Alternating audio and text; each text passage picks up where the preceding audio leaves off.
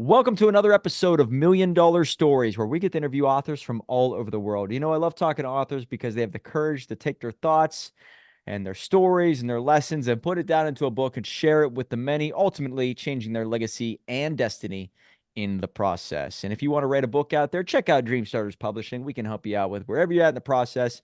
And if you have a book that's already done, you want to generate leads with it, check out bookmarketingcrm.com. Now, if you're listening to this podcast, most likely you're an entrepreneur looking to start or grow a business. In order to do that, you got to get your mind right. And many people face these mental health challenges. And some people have different solutions, and some people struggle with it for their whole lives. And once I was able to have a ground zero moment in my life, I realized I needed to become the hero of my own story and face those demons head on. And that's why I think that this book is going to be extremely relevant for anybody who might share that background of myself. And so the book that we're talking about is called You Are Not Alone: Mental Health Mentors Take the Journey with You. And the author, who is very well known in this space, Doug Lawrence, is with us. Thanks so much for being here. Thank you for having me. Well, let's start off with the genesis of this book. What made you want to write it? And if you could maybe give a quick little snapshot of where you come from and how you got to where you're at now. So we'll kind of start maybe in the middle, somewhere there. All righty. Um, I the book primarily got started. So this will be book this is number two, number three I'm working on. But number one was kickstarted by a colleague of mine who I went through the RCMP training program with, who had actually said, you should write a book. You got all these blog articles. Why don't you take and pull them all together and put them all into a book? And however you want to go about doing that, do that. So that's what I did. And so fast forward to You Are Not Alone.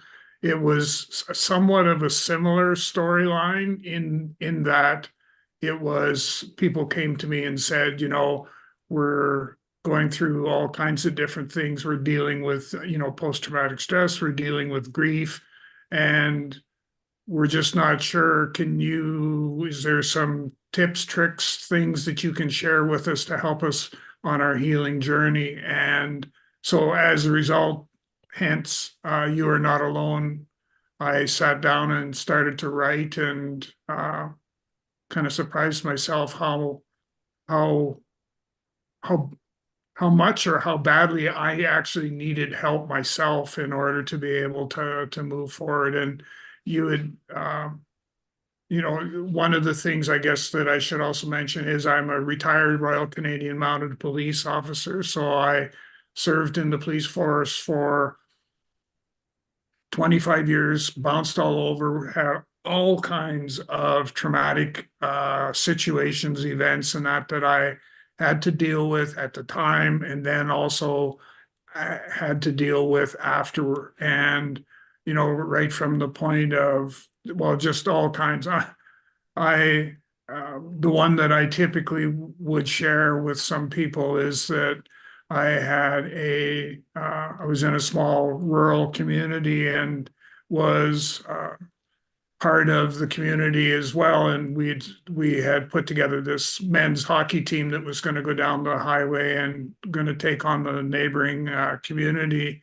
And we had a young 16-year-old lad that actually came out, tried out, and made the team. And we were all just absolutely ecstatic over the fact that he, made the team, and he was going to go home and tell his parents right away. And so he goes home and he walks through the door, and they're absolutely inebriated beyond any recognition. And as a result of that, he death by suicide. So Oh, he went into the bedroom and found the rifle, and it was death by suicide. And ended up, so I had a close personal relationship with him, being involved in the community, and that I ended up having to investigate his death. Then I had to end up on top of it all. If you think that that's traumatic, I ended up having to transport his body to the nearest morgue so we could get an autopsy done. It was policy that anytime there was a death like that, that you had to have an autopsy done. And so there it was, the middle of winter, 40 degrees below zero. And I had to drive 8 hours one way to the nearest.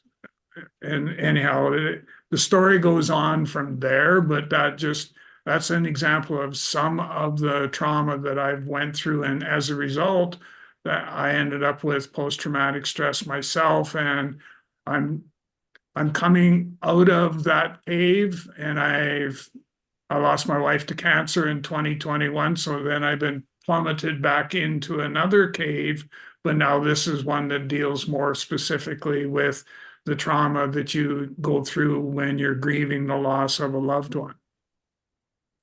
Yeah, we had a client that was a firefighter, and whenever I thought of firefighters beforehand, I had no idea that they were pretty much involved with many first responding activities that were extremely scary. And just by him telling me what he went through, I started to have like sort of these scary thoughts, right? Like, how desensitized would I be if that happened to, certain things around me? And it never leaves you. I realized that first responders, police officers, when it comes to ambulance people, individuals who are firefighters, all these individuals, they face so much. And so it lingers, right? Even if you don't realize that it's impacting you, it compounds and it makes it really scary once you do turn around, like you said, and try to escape that cave or face that dragon. So before we get into that aspect, I believe, and maybe I'm looking at certain data that points to the fact that mental health challenges are either being exposed more than ever or growing faster than ever. I think suicides in the past couple of years are at an all-time high. What do you believe is happening? Why are kids or young men killing themselves at a higher rate than ever before? And why are we noticing this mental health battle as clear as day, as maybe this wasn't even thought about 60, 70 years ago? It was kind of thought about, but it was not spoken about very much. And the example that I typically would use is my grandfather, God bless his soul, um, had some mental health issues and ended up, he too had death by suicide. And while I was still a very, very young person, back then they didn't talk about it, and back then he could not be buried in the local cemetery because he had mental health issues, so it was frowned upon.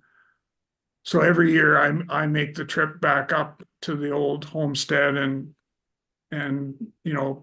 I try to clean things up around there and stuff like that. But the I didn't know that that was how they looked at things until my parents had actually one day over, we were having lunch together, and they said, your grandfather, death by suicide. And I went, not grandpa, that would certainly not be, he had served in the military, and, he raised his two boys. And so I had a very difficult time dealing with that. And there are times where I kind of wonder whether or not the sort of the grief and stuff that we're going through today, if it wasn't started back then because of the loss of grandpa.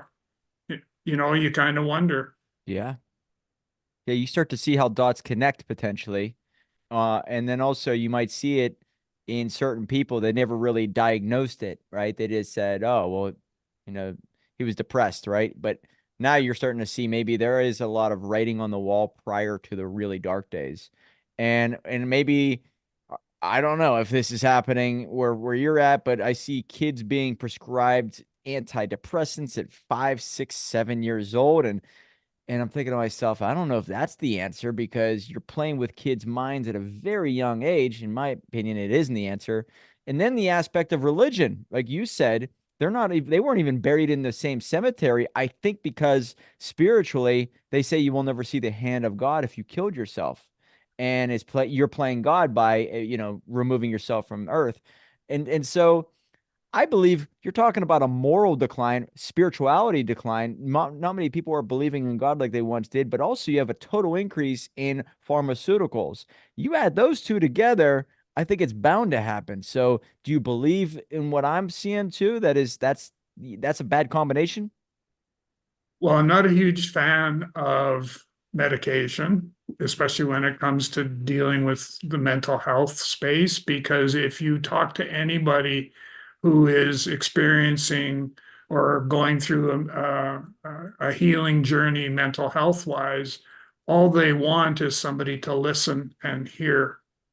They don't want somebody that's going to, well, here, let me write you a prescription and everything will be better tomorrow. No, it won't. The issues are still going to be there. But if we have that conversation where, I'm listening and hearing and you're telling me, this is how I feel and all that sort of stuff, we can probably work our way through some of those issues and without the use of medication. Now, there is places where, yes, but I'm kind of startled by the fact that, you've seen incidents where 5 and 6 and 7-year-olds are being prescribed medication. I think there's maybe different ways that we could actually deal with that rather than having it, that's the answer to everything, and it's not.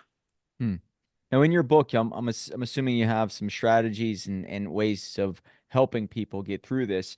And whenever I was going through some very dark days, I leaned in on purpose and mission. And thank God I had my business because I took all the pain that I was going through and put it into my business that was fuel, and that allowed me to, number one, escape those dark days, but it allowed me to really build something that I'm proud of. So I use pain for purpose. And I think an individual named Jordan Peterson really helped me understand myself at a higher level. So understanding why I had those thoughts, and maybe it was me kind of dissecting some of the weak parts of my life, and it was burning all of that away, and I was becoming stronger.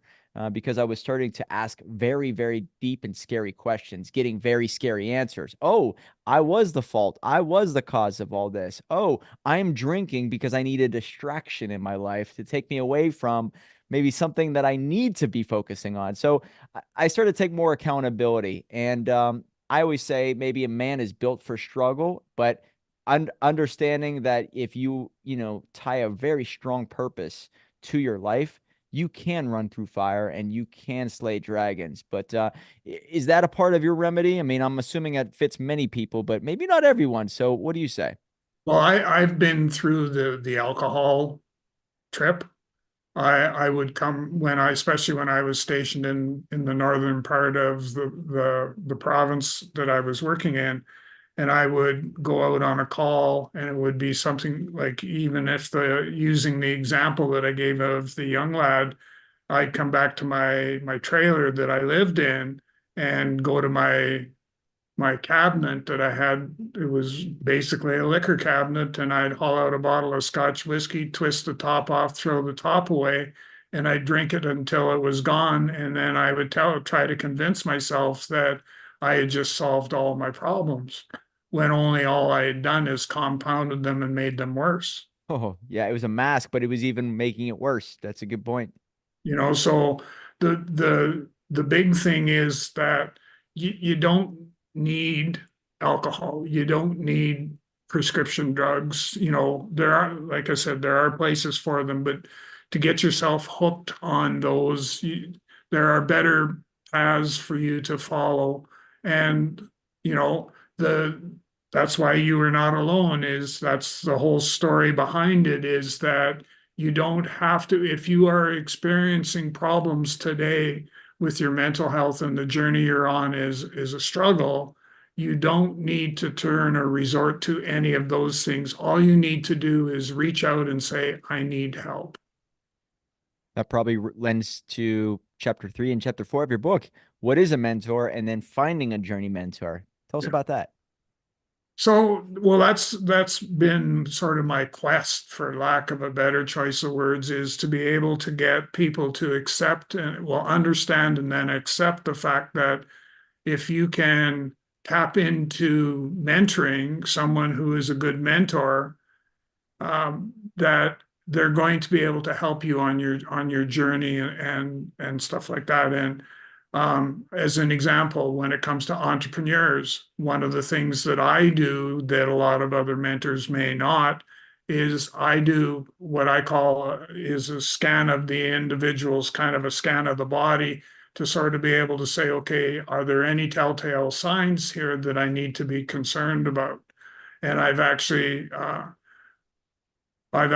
worked with an individual where the first thing and the first time we met together, and it was virtual, but the first time we met together, I told my story about how I ended up getting post-traumatic stress and had to deal with that, and now I was dealing with grief, and that in itself is a mental health challenge no matter how you look at it.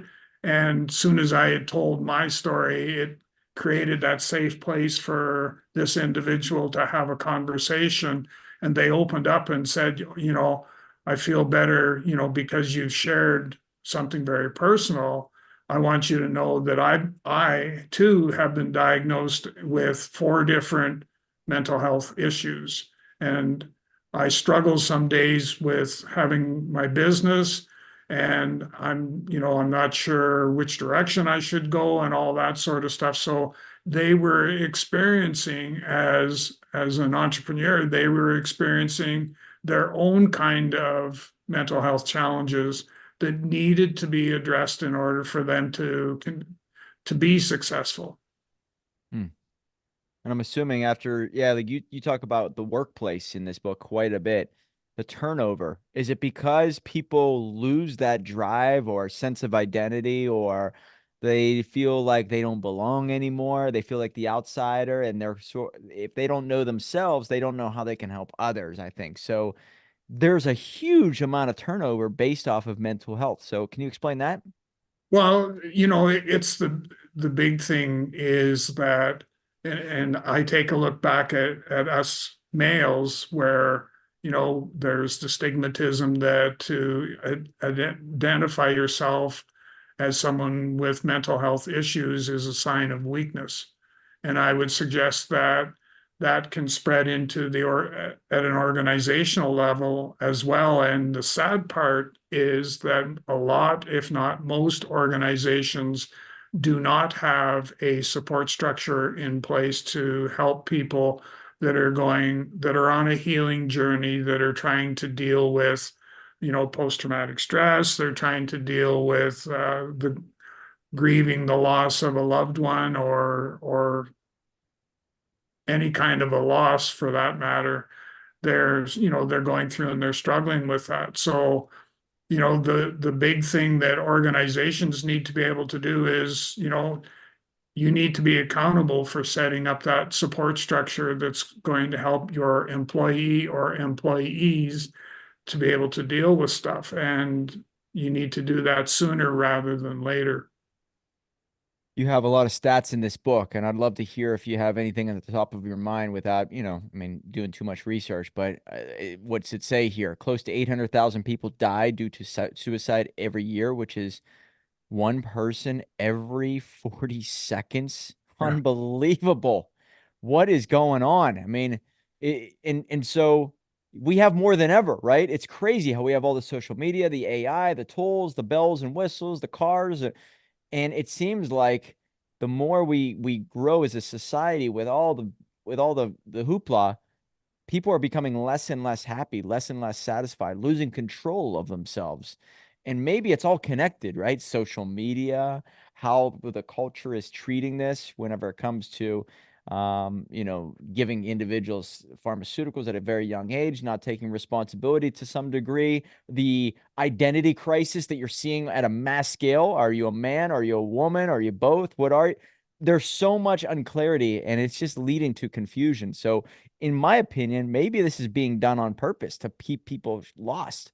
And then there's another aspect of it is that what if it's just a lot of different forces coming together that create this, and the kids are being hurt more than ever. And then obviously individuals who've been burying it deep inside their soul, are not willing to share it out with the world because they don't want to be put in that box of, oh, you're just a complainer. Who are you? Or you don't have it as bad as other people. So, I mean, there's a lot going on here. Do you see any optimism, any light at the end of the tunnel?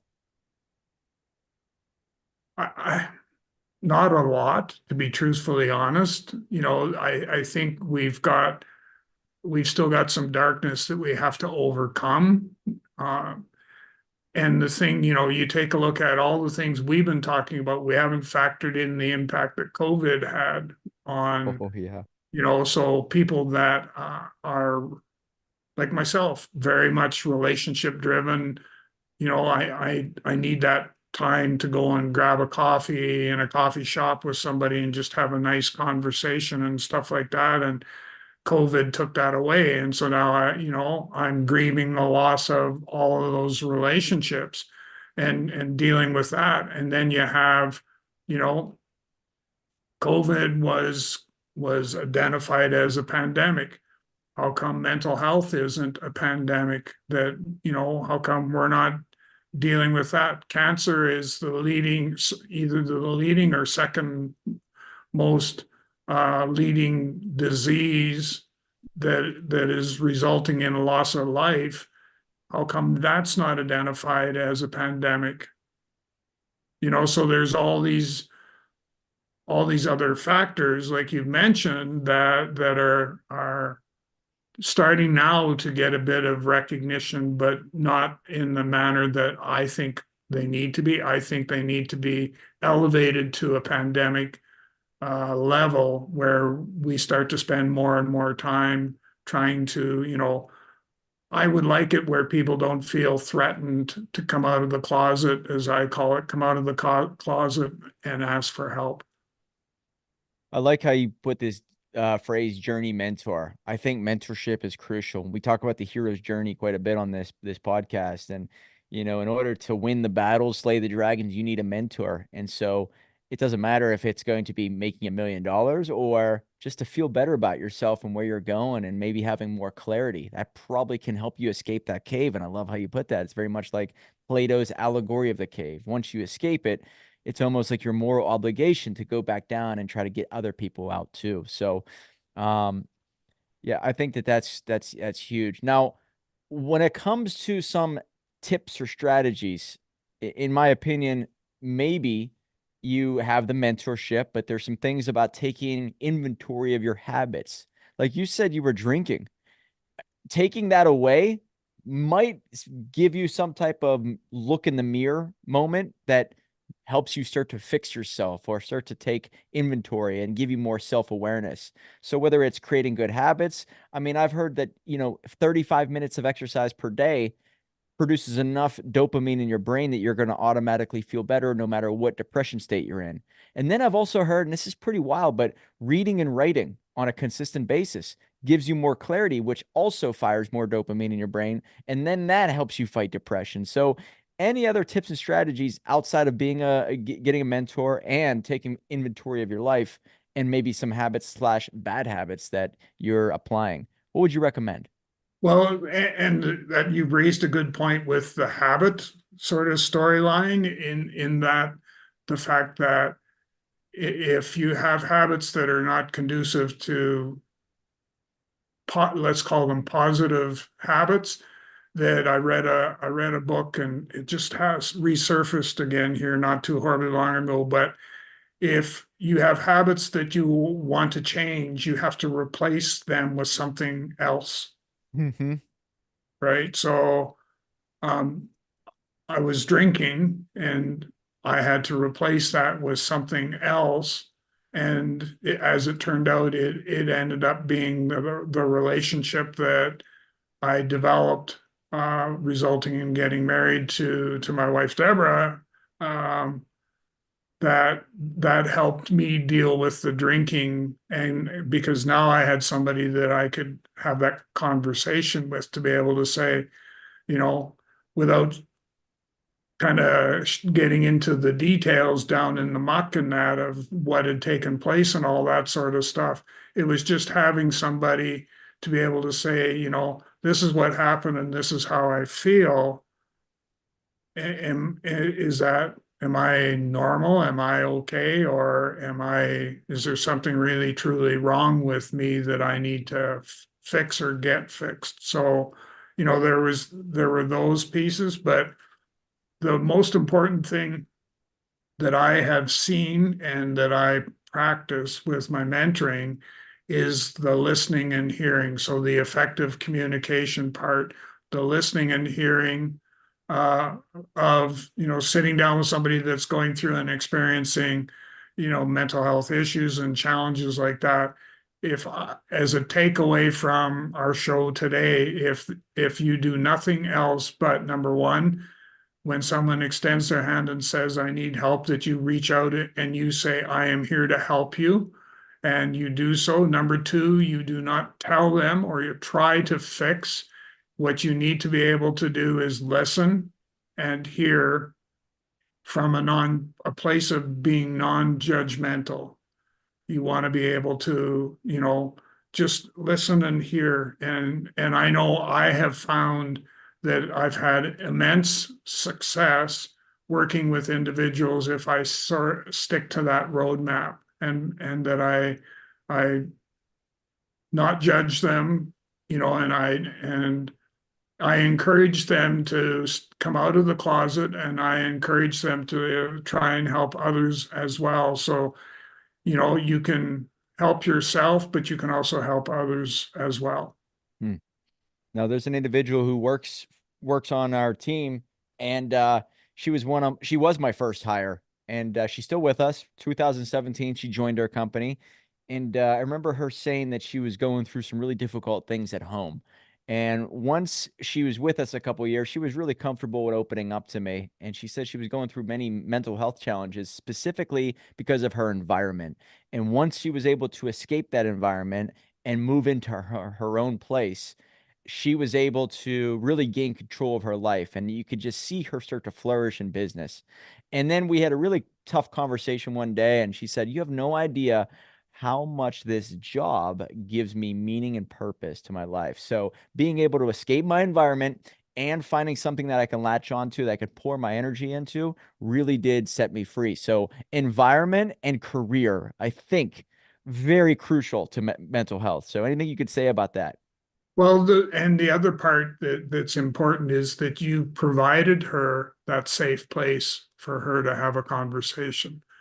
That wasn't there before, where, she was living obviously in a not so desirable relationship, and where she wouldn't feel safe to be able to have those conversations, and this is what I'm going through. And so what you've done is you've created that safe place for her to have those conversations. And the other part that's really important is the aspect of trust. So you've, on top of everything else, you've created a safe place, but one that's filled with trust. So that's also another important factor as well. Wow, yeah, never really thought about how important it is to.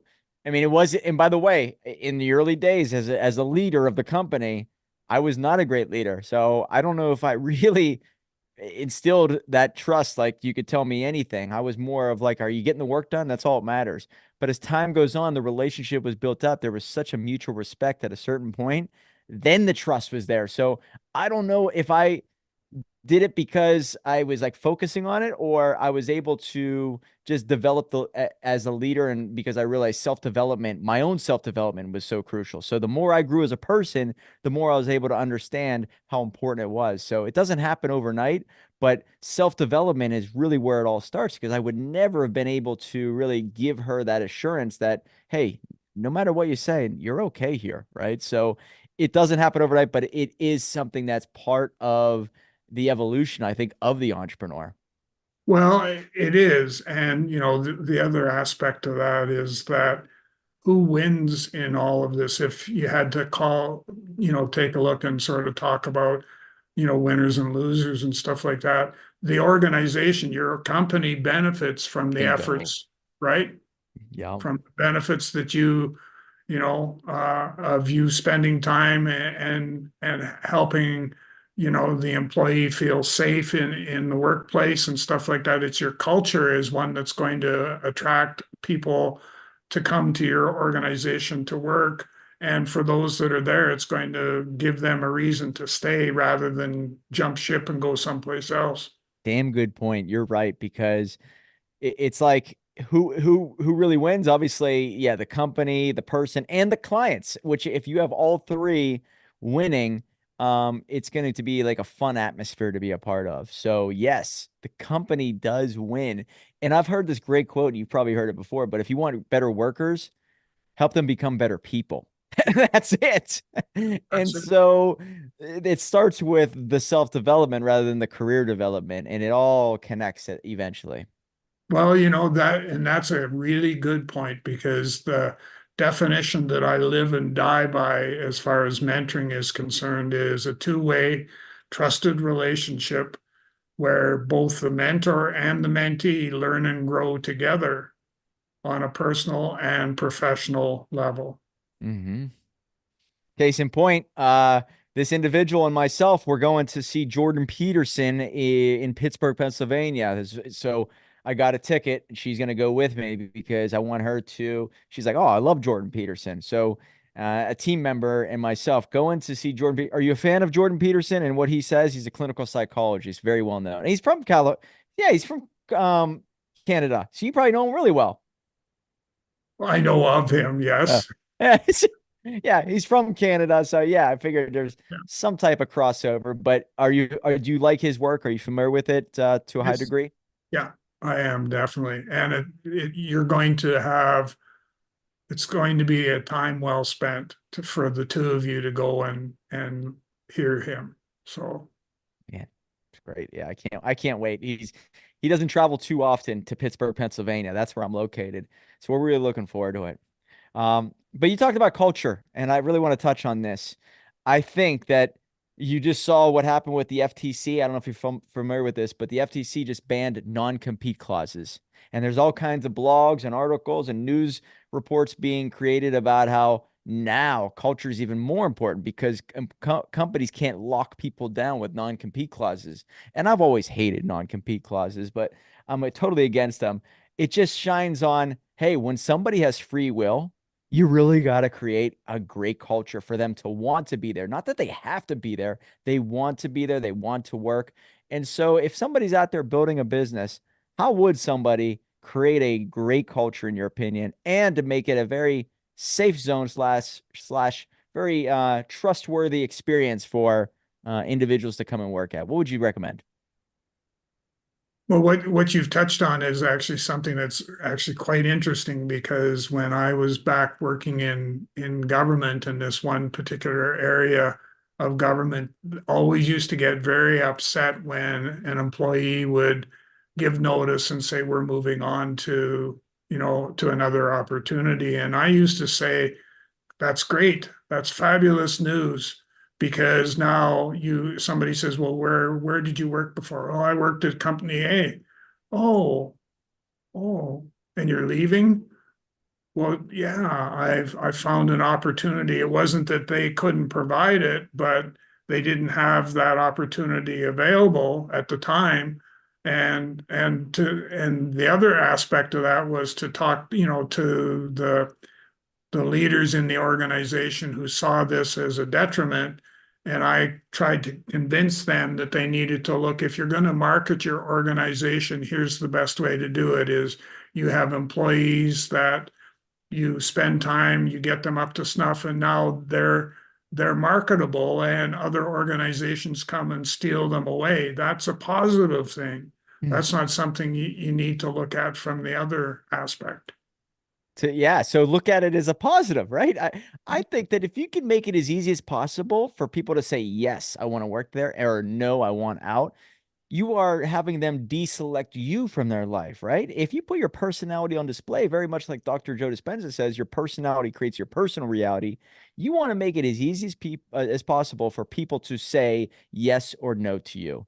And if they don't belong in your life and and you don't belong in theirs, make it easy for a clean break. And so if an opportunity comes off, up for these people. You don't want them to say, I have to go to work. All right, I'm just going to do it for the pay. You want people who are raving fans, a part of the organization. That's how you create a culture, right? Therefore, it's like a cancer. And individuals who have low energy, low interest, low excitement usually beget or create more of the same. And so energy affects each other, and you want to make it as easy as possible. So trustworthy experiences, or maybe making it as comfortable as possible for people to say yes or no. My God, it's a win for everybody, in my opinion. So I'm glad you touched on that.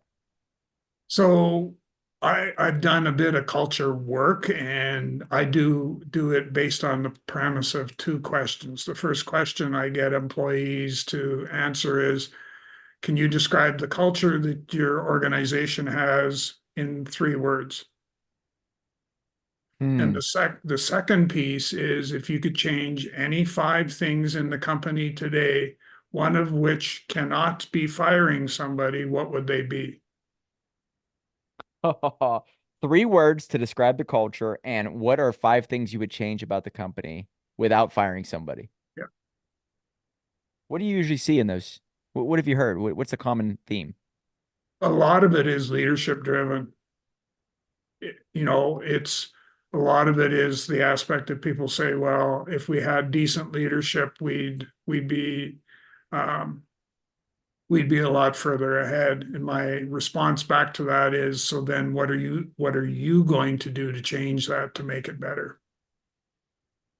Got it. So individuals, I mean, what you're saying is that no matter where you're at in a company, what people seek is strong leadership, clear leadership. And so, as an entrepreneur who listens to this podcast, it's your moral obligation to become the best version of yourself so you have the strong leadership skills that other people admire and value, period. And that includes not only your employees, but your clients as well. They will be attracted to an organization where there are strong pockets of leadership. Very good. Yes. Yeah. So I've always heard that too, where it comes down to sales individuals, sales reps, the great ones are really leaders, right? They're leading them to the solution, or they're leading them to decision making, right? So you're not selling anything. Nobody wants to be sold. But individuals admire leadership qualities in general, clear communication, Mhm. strong backbone, right? Moral code, moral compass. And maybe everybody's judging you based off of your leadership skills nonstop throughout your life. It's great. Nice. Outside of your own book, is there one that you recommend to our audience? Many people, listen to this podcast because they want insight on some books that maybe they've never heard of. So, is there any book that stands out in your life that maybe got you to fall in love with personal development or battling mental health head on? You touched on it just a few minutes ago where you talked about raving fans. Ken Blanchard actually writes a book called Raving Fans, and I he's got a couple of other ones that are just as good. The titles escape me, but if you did a search on Amazon with Ken Blanchard's name, I'm sure the books will all come up, and they're short stories, and that's the part that I like, is that they tell a story. Mm. Ken Blanchard. I can't believe I've heard of that name. I just don't know any of his books. But Raving Fan, I picked that up from another book. I gotta check this out. I don't know that book at all. Raving Fans. Ken Blanchard. All right, good deal. I went to your website. Very well done website, by the way. Talentc.ca. If people went to it, what would they find, and what do you offer on there? There's a landing page that you can go to that you can actually get an excerpt of "You Are Not Alone." So, and it's doesn't cost you anything to sort of kick the tires as I describe it, and you can take away the smaller version of the book to be able to. It gives you a chance to sort of say, okay, do I want to buy the whole book, or just, can I find what I need to find in that small section. You're also there's what's in on the website is basically an overview of what it is that I'm doing. Like I have some different service offerings and stuff that I use with organizations. Like I have one that is it's called termination versus mentoring. So if you're going to terminate an employee, give them to me for 5 hours, and we'll see what we can do to change their behavior and get them back on track to becoming that productive employee that you know all too well. So we do that, and then there should be a linkage to my business partner who actually provides certification for mentors, so you can actually go through a process and become certified as a journey mentor. Yeah, I'm looking at this. You have training for mentors, training for individuals, benefits for organizations, benefits of mentor training. And the word success or successful is on your website, helping you become successful. In your opinion, or what's your definition of a success? Oh my goodness, it's something that is described typically by the individual as to what they sort of feel. For me, what success is, it boils down to some of the smaller elements of things where if I can work with somebody, and as an example, somebody who is dealing with self-esteem, self-confidence, self-worth, all of the self's issues. If I can work with somebody who is struggling with those and change that around so that they become that positive person, and have the opportunity for them to be able to get a new job or start a job because they haven't, because their resume is all full of negativity. And now we've got it to a place where it's all positive energy. And as a result of that, I'm thinking of one in particular that had all kinds of, self-esteem, self-confidence, all kinds of issues with that. We spent some time, we did what I call a makeover and got them to believe in themselves. And as soon as they launched their campaign to start to look for another job, because of what we had done, they actually ended up with 3 or 4 calls for interviews within a short period of time of them actually going live with a new resume. Wow, man. So you probably see it just a total transformation in themselves, which obviously transforms their career, which transforms their bank account, which transforms their level of freedom. So it all connects eventually, right? Yes, it does. Yeah. Man, and to be a part of that ride is probably pretty damn special, right? I see people transform when they start a book until when they finish, and then what happens after they finish. You probably see the same type of aspects of in individuals, just their communication skills, their confidence levels, right? Their clarity of who they're becoming, what they want to be known for. It's pretty special to see somebody develop like that. And the one of the big things I know for me is the aspect of, everybody should have a mentor. Nobody should have to go on a journey, any journey for that matter, on their own. That there's always somebody there that can help you. They're not going to tell you what to do, but they're going to ask you questions that are going to help you engage your critical thinking skills and become accountable for various outcomes that you feel are in line with what you want. The book, guys, is called You Are Not Alone, Mental Health Mentors Take the Journey with You.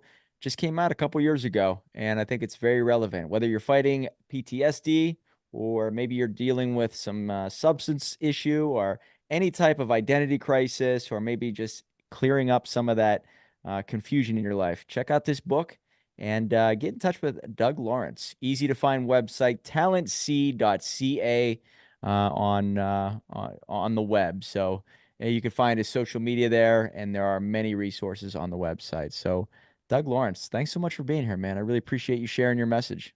Well, thank you so much for having me. Appreciate that as well. Remember, guys, $1 million book will lead to $1 million life.